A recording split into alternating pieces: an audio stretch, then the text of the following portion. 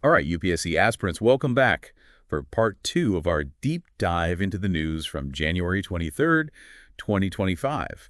Yesterday we covered a lot of ground, but today we're going to go even further. Definitely. We're going to be connecting seemingly unrelated stories and highlighting some of the most important points for those of you preparing for the UPSC exam. Okay, let's jump right in. We've got 2 stories that you might think are completely unrelated. First, we have the 10-year anniversary of the Beti Bachao Beti Padhao scheme And second, we have this new report from the World Economic Forum. about closing the women's health gap. And what's interesting here is how these stories both connect to this growing emphasis on what they call women-led development. Interesting. It's not just development for women, but development that's driven by women. I see. And the shift is happening both in India, as we can see with the Beti Bachao Beti Padhao scheme, and globally, as this WEF report highlights. So this Beti Bachao Beti Padhao scheme, BBP for short, is this kind of multi-pronged initiative Right, exactly. aimed at improving the lives of girls and women. Now, we've seen some positive results, especially in terms of increasing enrollment rates for girls in schools. Yeah, definitely. But there's still a lot of work to be done, especially when you consider some of the statistics highlighted in this WEF report. Like, the fact that women live 25% more of their lives in poor health compared to men. That's huge. It is. It's a very alarming statistic. And it has significant implications for society as a whole. Well, yeah. Think about it. When half of the population can't fully participate in the workforce or contribute to their communities because of health issues, that's a problem. Exactly. The report even estimates that closing this health gap could boost global GDP by $1 trillion.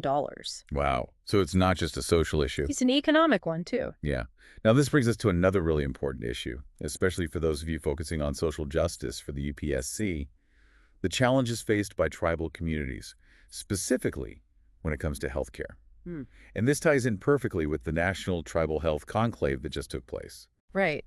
And this conclave really highlighted the unique healthcare disparities faced by tribal populations in India. I mean, we're talking about geographic remoteness, Right. which often makes access to even basic healthcare incredibly difficult. Absolutely. I mean, imagine living in a remote village hours away from the nearest clinic or hospital. And then there's the issue of inadequate infrastructure, which leads to shortages of healthcare professionals and essential resources. Yeah, it's not just about getting to a clinic, but it's about making sure that clinic has the right equipment and the right staff to meet the community's needs, right? Absolutely. And of course, we can't forget about cultural sensitivity. Right. The conclave really emphasized the need for healthcare interventions that are respectful of traditional healing practices and beliefs. Because imposing a one-size-fits-all approach just won't work. It won't work at all. It's about integrating modern medicine with traditional knowledge in a way that benefits everybody. Okay, let's switch gears now and talk about a sector that's booming in India. E-commerce. It's projected to reach a massive U.S. $325 billion by 2030. And the government's really pushing for this growth. They're even allowing 100% FDI in certain e-commerce models. But with this rapid growth comes the need for regulation. Of course. And that's where the Bureau of Indian Standards comes in. That's right. They've released this draft on e-commerce self-governance. So what exactly does this draft propose? Well, think of it as a roadmap for responsible e-commerce, both for businesses and for consumers. The draft focuses on these 3 key phases of an e-commerce transaction. Okay. Pre-transaction, contract formation, and post-transaction. So basically every step of my shopping experience. Right, exactly. Can you give me some examples of how this will actually play out for me as a consumer? Absolutely. So for example, before you even click buy, the pre-transaction principles ensure seller authenticity. So you know you'll have access to detailed information about the seller, including their business location, background, no more shady online sellers with no accountability. That's a relief. And then, once you've made that purchase, the post-transaction principles, well, they focus on making returns and exchanges and dispute resolution smooth and transparent. So there'll be clear procedures and designated contact points for any issues that you encounter. Exactly. So this draft is really aiming to protect consumers while creating a level playing field for businesses in the e-commerce space. Right, yeah. So definitely something to keep in mind, especially for those of you tackling questions related to e-commerce regulations and consumer protection in the UPSC exam. It's definitely a dynamic area that's evolving rapidly, and understanding these regulations is crucial for any aspiring civil servant. Now let's talk about something a little bit more glamorous.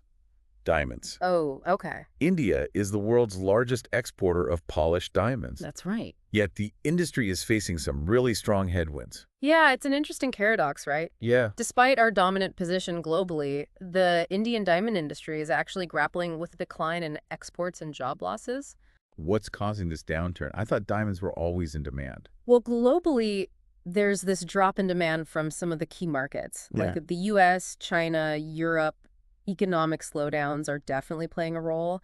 And there's also this shift in consumer preferences with the rise of lab-grown diamonds, Oh, right. which are becoming increasingly popular as a more affordable, and some would argue a more ethical alternative to natural diamonds. So it's a combination of external pressures and just changing market dynamics. Well, right, and there are internal challenges as well. Oh, okay. Indian diamond companies are dealing with large unsold inventories, Wow. rising operational costs, and a less favorable global trade environment. So we're talking about currency fluctuations and trade tensions. Yeah, all those factors add up. So what's the government doing to try to address this crisis? Well, one key initiative is the newly introduced Diamond Imprest Authorization Scheme. Yeah. Right, the DIA scheme.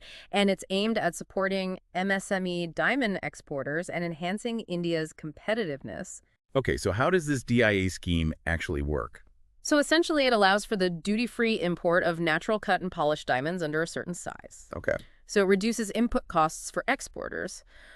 But there's a catch. There always is. It comes with an export obligation. Meaning? Exporters who benefit from this DIA scheme are required to export diamonds with a value addition of at least 10%. I see. And the scheme also targets specific exporters, those with two-star export house status and above, Okay. who have a proven track record and a minimum export volume. So it sounds like a really targeted approach to boost exports and support established players in the industry. Right. But will it be enough to actually revitalize the sector? And what about the struggling diamond workers? Will it address their concerns? That's the big question. That is the question. Yeah, it's definitely a step, but only time will tell how effective it will be in addressing the deep-rooted challenges that this industry faces. Now, before we move on, I got to ask, why are lab-grown diamonds excluded from this scheme?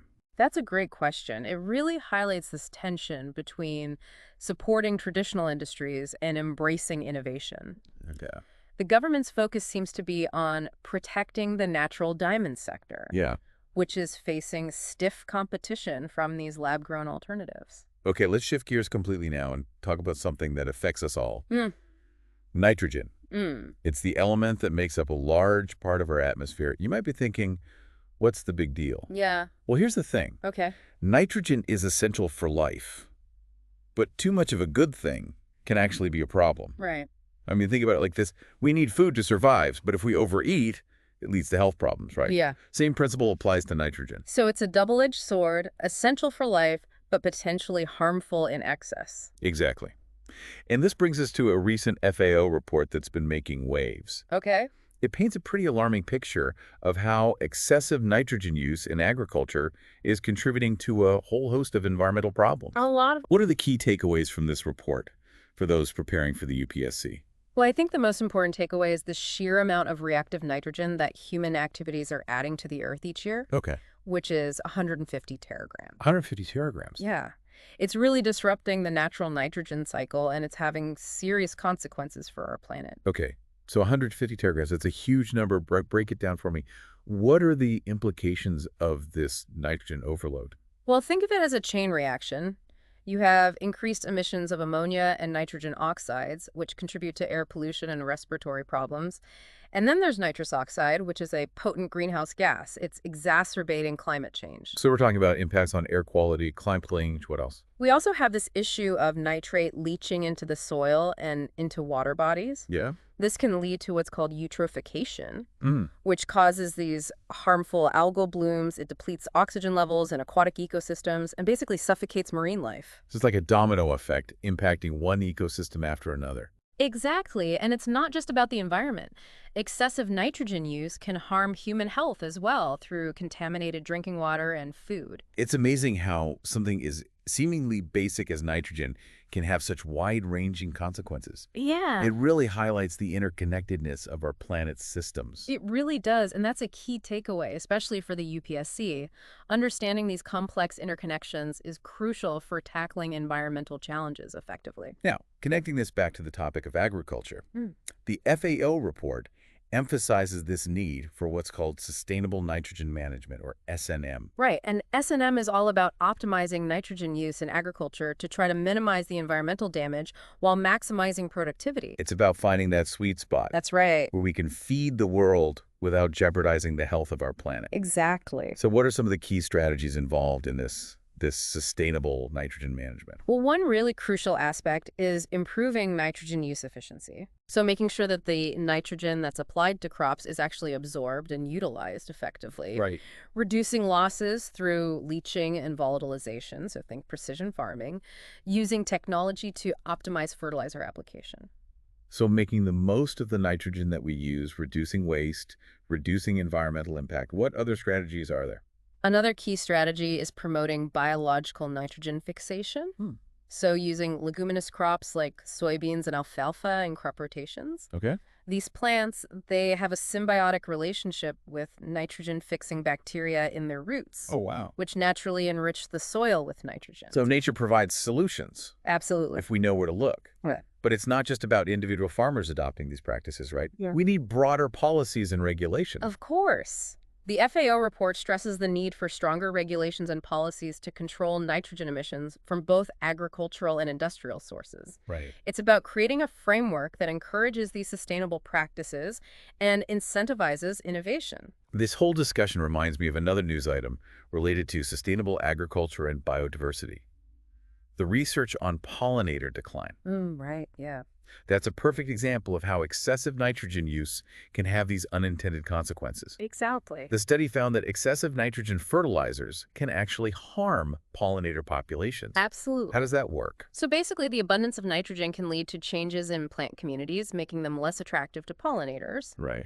And it can also directly harm pollinators by altering their food sources and nesting habitats. It's a reminder that we really need to consider the broader ecological impact of our agricultural practices, right? We can't just focus on increasing yields. Right. We need to think about the long-term sustainability of our food systems. Exactly.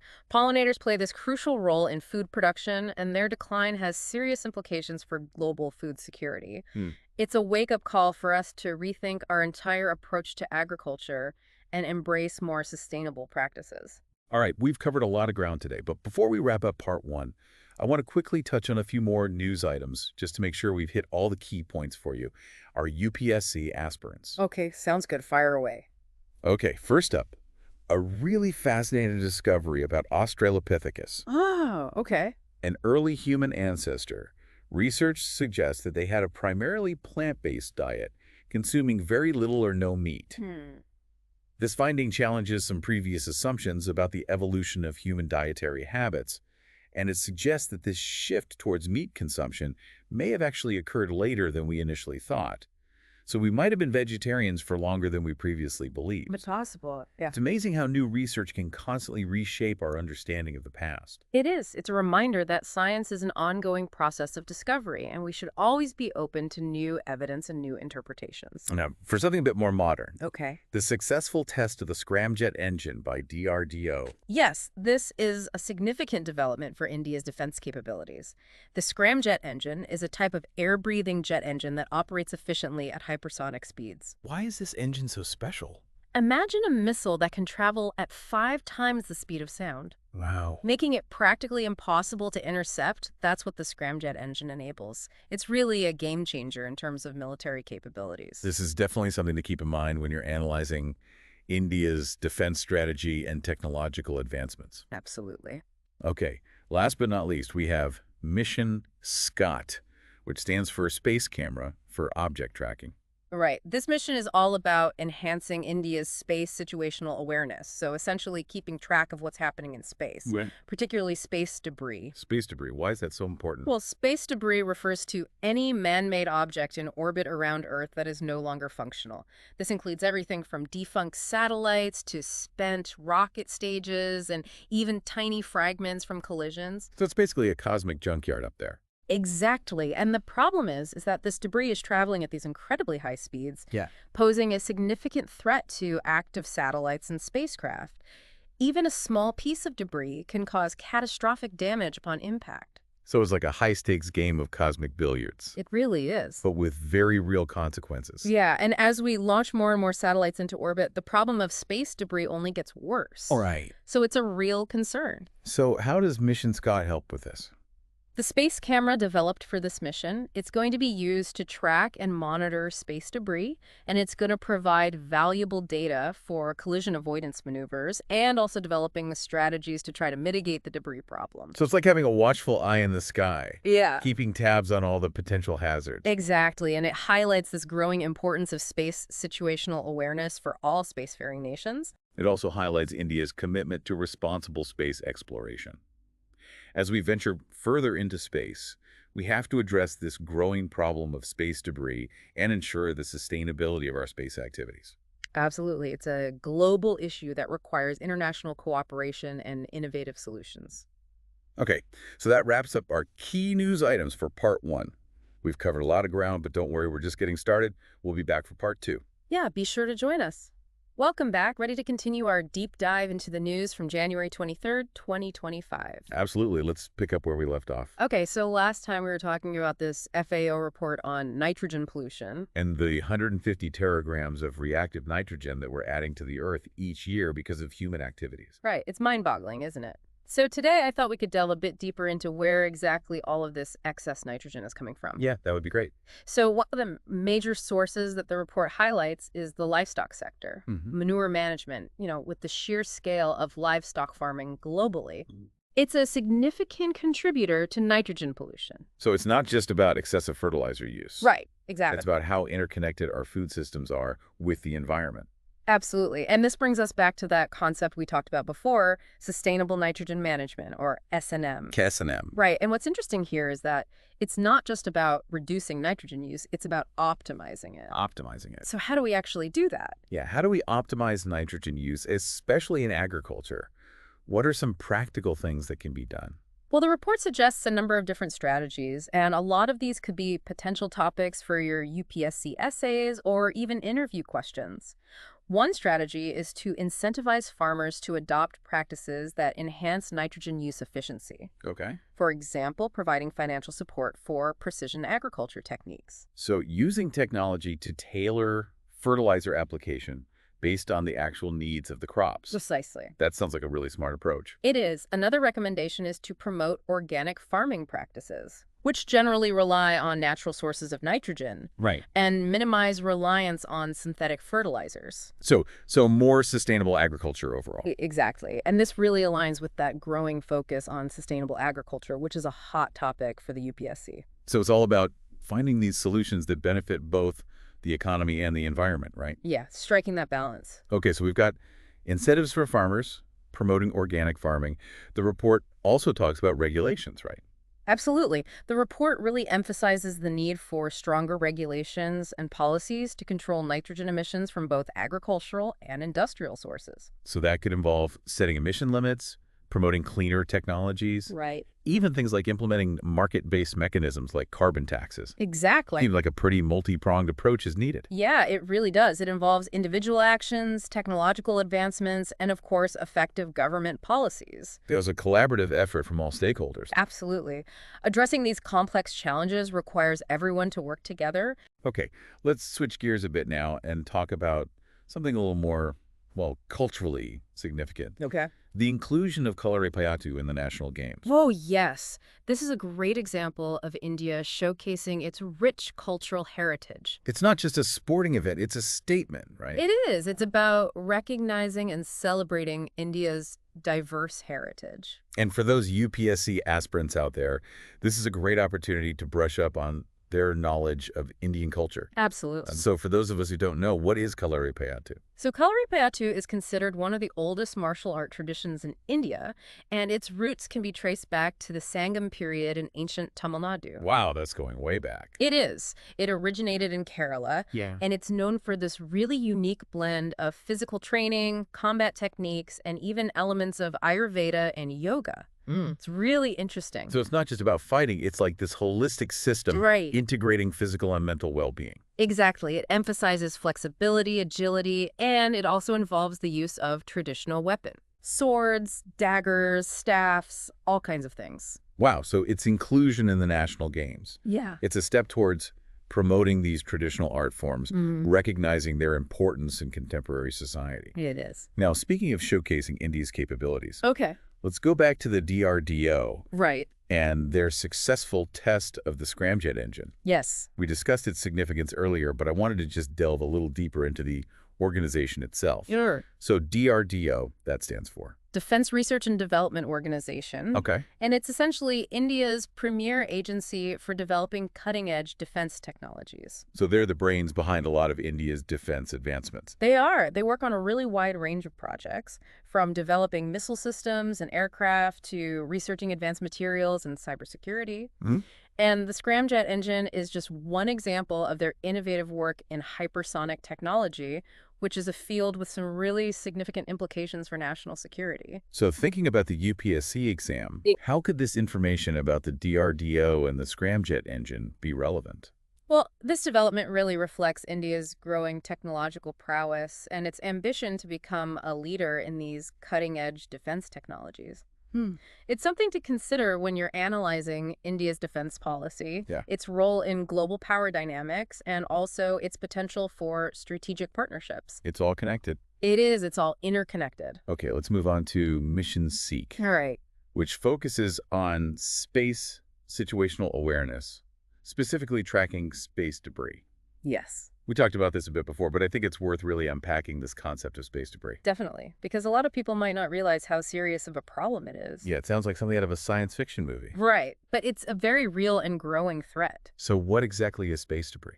It's any man-made object in orbit around Earth that's no longer functional. So we're talking about defunct satellites. Defunct satellites, spent rocket stages, even tiny fragments from collisions. It's like a cosmic junkyard up there. It really is. And the problem is that this debris is traveling at incredibly high speeds, which makes it a potential hazard for active satellites and spacecraft. Right. Even a small piece of debris can cause catastrophic damage upon impact. It's like playing cosmic billiards, but with very real consequences. Exactly. And as we launch more and more satellites into orbit, this problem is only going to get worse. Okay, so back to Mission Skull. How does it help with this problem? So the space camera that they developed for this mission, it's going to be used to track and monitor the debris. Okay. It'll provide crucial data for collision avoidance maneuvers. So it's like having a watchful eye in the sky. Exactly. Helping to keep our space assets safe. And it highlights India's commitment to responsible space exploration. Right, because as we venture further into space, we need to address this growing problem of space debris. We do. And ensure the sustainability of our space activities. Absolutely. It's a global issue that requires international cooperation and innovative solutions. Okay, before we wrap up this section, let's go back in time for a moment. Oh, right. Way back to that research on Australopithecus and their plant-based diet. Oh, yeah, that was fascinating. It's amazing how a single discovery can challenge these long-held assumptions about human evolution. It is. I mean, the prevailing view was that early hominins, like Australopithecus, they incorporated a significant amount of meat into their diets. Right. They were thought to be omnivores. Exactly. But this new research, based on nitrogen isotope analysis of their tooth enamel, suggests otherwise. So they were primarily herbivores. It seems so, yeah. And so this adds a whole new layer of complexity to our understanding of the role of meat in human evolution. So maybe the shift towards regular meat consumption came later. It's possible, yeah, perhaps with the emergence of the genus Homo. Interesting. So what does this tell us about what led to the development of our unique cognitive abilities? That's the big question, isn't it? And this discovery really opens up a whole new line of inquiry. Yeah. Because if meat wasn't as central to our early diet as we thought, then what other factors might have contributed to our evolution? Perhaps a wider variety of plant-based foods. Right. Foods rich in those essential nutrients. Exactly. Or maybe it was things like social interaction, tool use, other environmental factors that contributed more significantly to our cognitive evolution. So many possibilities. Exactly. It's a reminder that the story of human evolution is constantly being rewritten as we uncover new evidence. It's a reminder to stay curious, to question assumptions, to Absolutely. be open to new perspectives. And that's a valuable lesson, not just for aspiring anthropologists, but for all UPSC aspirants. That's a great point. The ability to think critically and analyze information from multiple perspectives is crucial for success in the UPSC exam. All right, well, we've covered a lot of ground in this segment. We have. From nitrogen pollution and sustainable agriculture to the significance of Kalara Payatu and the intricacies of space debris. Lots of fascinating topics. All relevant to your UPSC preparation. But remember, this is just a starting point. We encourage you to delve deeper into these topics. Read further, connect the dots. Build that comprehensive understanding of current affairs. Exactly.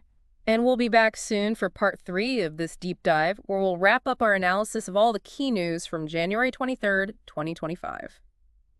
All right, welcome back, everyone. We're wrapping up our deep dive into the news from January 23rd, 2025. And for this last section, we're going to revisit a topic that we touched on earlier, the diamond industry. Yeah, it's a really fascinating case study, especially for those of you preparing for the UPSC. You know, on the one hand, you have India as this global leader, the world's largest exporter of polished diamonds. Right. But on the other hand, the industry is facing some serious challenges. It's a paradox. So let's unpack this a bit further. What are some of the global challenges that are impacting the Indian diamond industry? Well, one major challenge is just softening demand from key markets. Like the U.S., China, and Europe.